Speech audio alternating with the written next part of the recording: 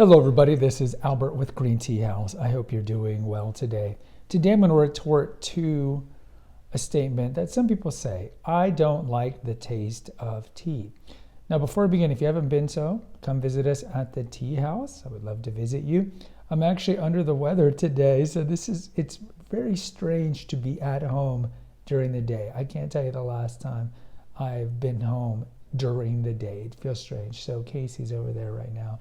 That's why if you watch the original videos, a lot of them here are at our house, but the large majority, the last 80 have been at the Tea House. Also subscribe, hit the notification bell so these episodes come fresh to you, and post a comment. Now, I'm about to get my little Kiyu soup, do a little yellow here. Now, this is not an uncommon statement that I don't like the taste of tea. This is something that you might hear, or maybe you feel that way. And so I just have a couple of friendly retorts on how to respond to that. And I would say, first of all, this is, somewhat common.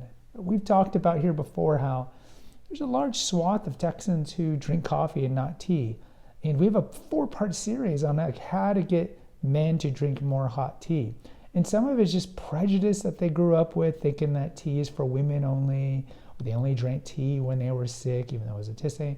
They would only drink tea when they were sick, or they see it as an effeminate brew or a weaker brew. So this is a pretty pervasive feeling. So this is what I would tell people, a couple of things. Number one, no particular order, drink more tea. It's really hard to say I don't like tea if you've barely ever had tea. And it's hard to say I don't like tea if you've maybe only had chamomile when you were sick, or echinacea when you were sick, or maybe you've had some hot black tea out of styrofoam on an airplane on the way to somewhere where they only had Lipton or Twinings tea bag or something like that, Tetley. Or maybe you had a really poorly brewed green tea.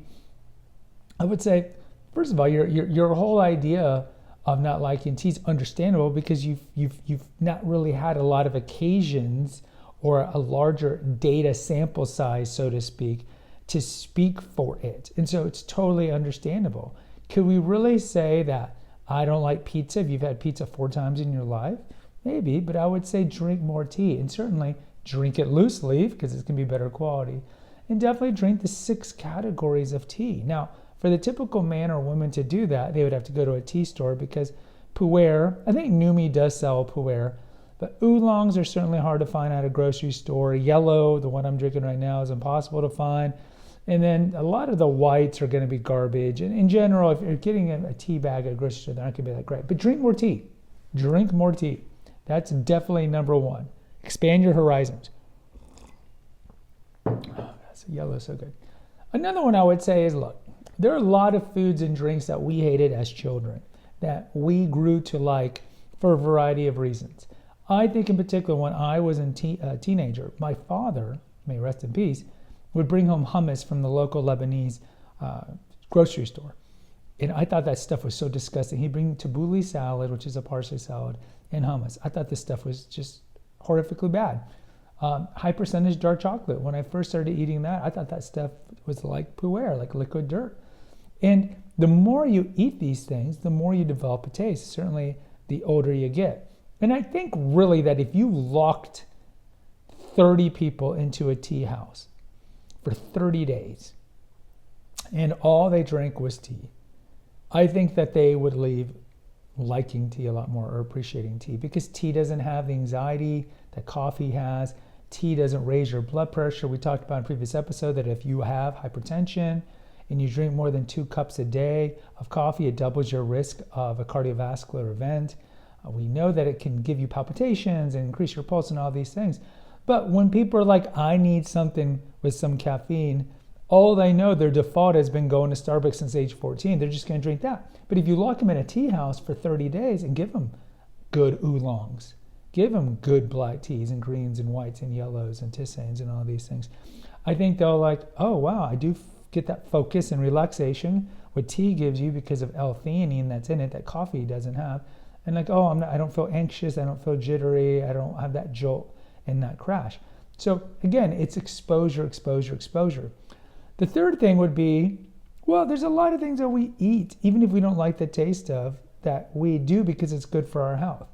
I don't think there's a lot of 10-year-old kids who like raw kale or broccoli or anything like that, but we know that it's important to eat cruciferous vegetables. We know it's important to eat a lot of foods and drink a lot of drinks that are healthy for us because it's good for our overall health. And I would say that's the number one response to I don't like the taste of tea is, you know what? Just suck it up and start drinking it because it is the healthiest beverage on the planet, hands down.